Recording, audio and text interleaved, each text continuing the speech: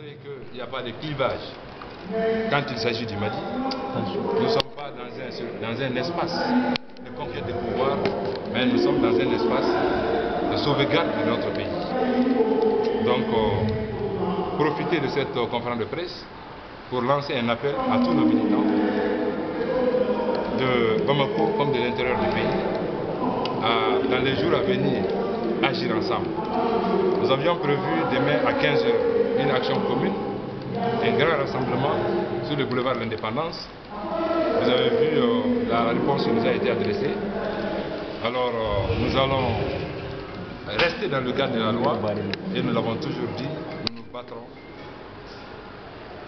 par tous les moyens autorisés par la loi pour nous faire entendre, pour que à partir du 31 décembre, qu'il n'y ait pas d'Assemblée nationale, le président, s'il veut, il peut légiférer par ordonnance. Il y a des dispositions prises dans la Constitution. Nous voulons qu'on reste dans le cadre constitutionnel. Autant en 2012, quand la Constitution a été dissoute, on s'est battu pour rétablir l'Assemblée nationale, pour un retour à l'ordre constitutionnel. Autant aujourd'hui, notre bataille, c'est un retour à l'ordre constitutionnel, ensemble. Non seulement pour ce qui concerne, je le répète encore, la prorogation du mandat des députés, mais aussi pour ce qui concerne les découpages qui aujourd'hui opposent les populations à la base et opposent, en train d'ethniciser notre pays.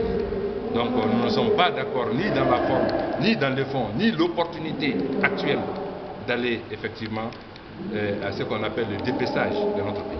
Monsieur le ministre, cette fusion n'était pas évidente. Ce n'est pas une fusion. Vous savez, ce n'est pas une fusion, mais nous avons fait la démarche. J'ai été, au nom de COFOP, personnellement, rencontrer le président Soumaïla Cissé pour voir dans quelle mesure nous pouvons nous donner la main. Étant entendu que certains points nous séparent, mais nous avons préféré nous donner la main sur ce qui peut nous unir. Ce qui peut nous unir, effectivement, c'est d'abord l'inconstitutionnalité de la prorogation du mandat des députés, le découpage ou le redécoupage ou le dépeçage du pays, et ensuite la vie chère et l'insécurité grandissante dans notre pays. Nous avons fait le constat qu'aujourd'hui, sur les 8 régions du Mali, nous n'avons que 2 régions qui sont stables, notamment Kaï et Sikasso, qui sont aussi en proie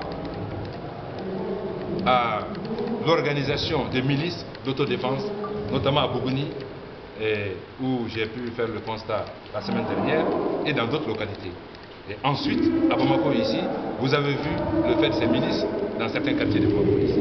Donc c'est face à ces situations que nous avons décidé de nous donner la main, en mettant hors de du compromis de regarder dans le rétroviseur, mais regarder notre présent et l'avenir. Merci.